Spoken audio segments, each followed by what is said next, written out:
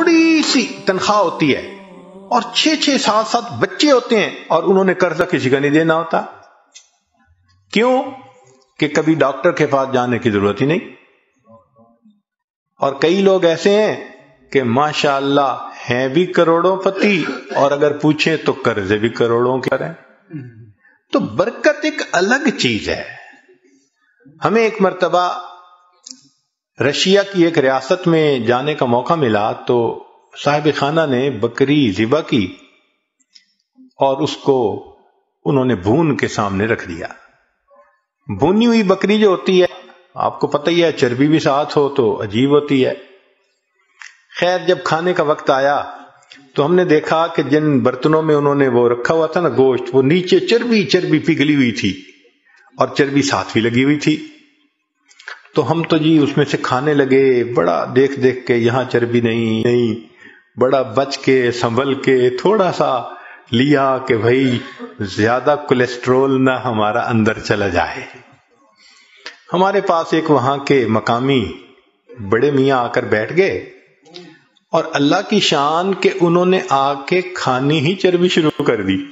بڑے میاں، ان کی بھویں بھی سفید اور ماشاءاللہ وہ چربی اٹھا رہے ہیں اور چربی کھا رہے ہیں، چربی اٹھا رہے ہیں. اب 4-5 منٹ تو برداشت کیا، لیکن 4-5 منٹ کے بعد برداشت کرنا مشکل.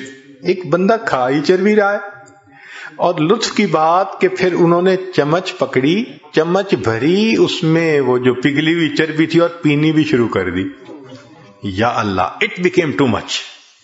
تو میں نے ان کی طرف دیکھا اور میں نے بڑے میاں سے تعارف کیا. میں نے کہا کہ بڑے میاں آپ ٹھیک ہیں، خیریت سے ہیں؟ انہوں نے کہا میں ٹھیک ہوں، خیریت سے ہوں. میں نے کہا آپ کی صحت ٹھیک ہے؟ کہ میری عمر اس وقت تقریباً 82 سال ہو چکی ہے. میں نے اپنی پوری زندگی میں کوئی میڈیسن کی گولی اپنے منہ میں نہیں ڈالی. اس کو کہتے ہیں صحت کی برکت. کہ 82 سال عمر ہو جائے، بندہ 82 سال میں ایک ٹیبلٹ بھی کبھی منہ میں نہ ڈالے. کہتے ہیں کبھی میں ڈاکٹر کے پاس گیا ہی نہیں، پوری زندگی نہیں گیا. یہ صحت کی برکت کہلاتی ہے. ہمارے حضرت مرشد عالم رحمت اللہ علیہ 90 سال کی عمر میں ان کی وفات ہوئی.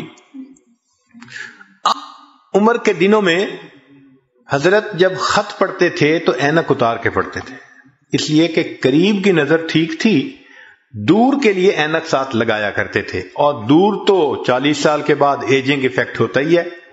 وہ تو ہر آپٹیشین کہے گا کہ 40 سال کے بعد ایجنگ، دور کی نظر تو لگانی پڑتی ہے. قریب کی نظر 90 سال میں اتنی تیز کہ خط جو ہے وہ اینک اتار کر پڑھا کرتے تھے.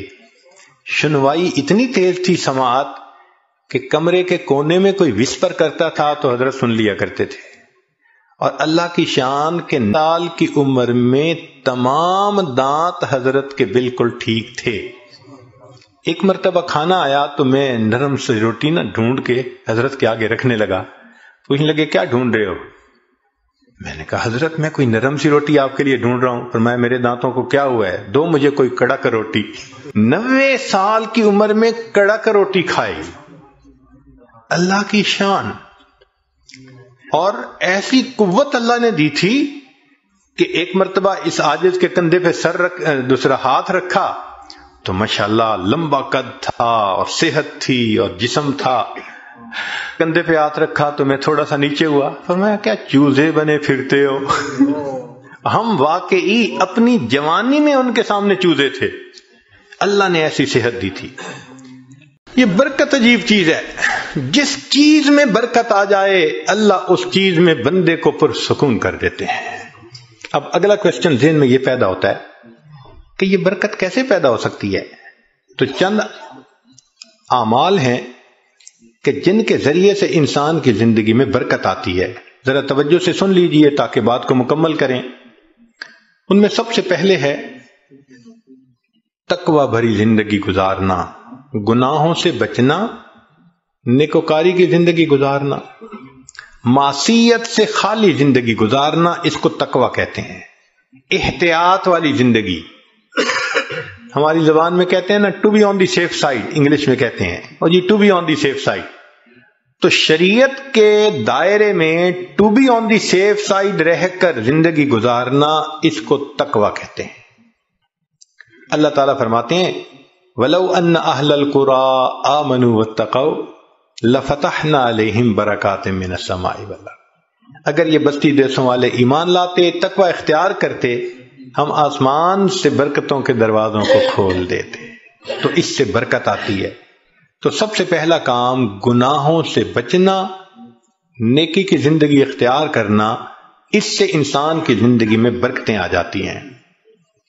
دوسری چیز اللہ کا ذکر کثرت کے ساتھ کرنا۔ اللہ کا ذکر کثرت کے ساتھ کرنا، کیوں؟ اللہ کی ذات بھی برکت والی اور اللہ کا نام بھی برکت والا۔ دلیل قرآن عظیم الشان میں سے اللہ تعالیٰ فرماتے ہیں تبارک الذی بیدہ الملک، برکت والی ہے وہ ذات جس کے ہاتھ میں ہے ملک، تو ذات بھی برکت والی ہوئی۔ اور پھر فرمایا تبارک اسم ربک، برکت والا نام ہے تیرے رب کا، تو ذات بھی برکت والی اور اس کا نام بھی برکت والا۔ اس لیے ہمیں چاہیے کہ ایک تو اللہ کا ذکر کثرت سے کریں تاکہ زندگی میں برکت آئے، اور دوسرا یہ کہ ہر اچھے کام کی ابتدا بسم اللہ سے کریں۔ بعض مفسرین نے لکھا ہے کہ اسم جو لفظ ہے نا، اس کے کئی معنی ہیں عربوں میں۔ ایک اس کا معنی ہے نام، تو بسم اللہ کا معنی بنے گا اللہ کے نام کے ساتھ۔ اب یہ ترجمہ اکثر ہم پڑھتے بھی ہیں اور جانتے بھی ہیں، لیکن اسم کا ایک اور بھی معنی ہے عربوں میں، وہ ہے برکت۔ تو اگر وہ معنی لیں تو بسم اللہ کا ترجمہ بنے گا اللہ کی برکت کے ساتھ۔ اور اب مجھے یاد آتا ہے کہ ہماری نانی دادی جو بوڑھی عورتیں تھیں نا، وہ اٹھتے بیٹھتے اللہ دی برکت نال، اللہ دی برکت نال، یعنی کسی نے ان کو بسم اللہ کا ترجمہ سکھایا تھا، تو اٹھتے بیٹھتے اللہ کی برکت کے نال ساتھ یہ کہتے اللہ کی برکت۔ تو بسم اللہ کو کثرت سے پڑھنا، گاڑی کا دروازہ کھولیں تو بسم اللہ پڑھ کے، چابی لگائیں تو بسم اللہ پڑھ کے، سٹارٹ کریں بسم اللہ پڑھ کے، کوئی بھی اچھا کام بسم اللہ پڑھتے رہیں۔ جس کام پر بسم اللہ پڑھیں گے اللہ اس کام میں برکتیں داخل کر دیں گے۔ ایک حدیث پاک میں ہے کہ میرا نام برکت والا ہے، اور جس کام میں میرے نام کو پڑھا جائے گا میں اس کام میں برکتوں کو شامل فرما دوں گا۔ تو بسم اللہ ہم اپنی زندگیوں میں نہیں پڑھتے زیادہ۔ آپ غور کریں، ہماری کوتاہی ہے کہ ہم اس کی برکت سے فائدہ نہیں۔ ہمیں نہ تعویذوں والوں کے پیچھے بھاگنا پڑے گا، نہ عملیات والوں کے پیچھے بھاگنا پڑے گا، نہ کسی اور کے پیچھے جانا پڑے گا۔ ایک بسم اللہ کی اپنی زندگی میں کثرت شروع کر دیں، اللہ تعالی ہر چیز میں برکتیں عطا فرما دیں گے۔ آپ اس کو تجربہ کر کے دیکھیے۔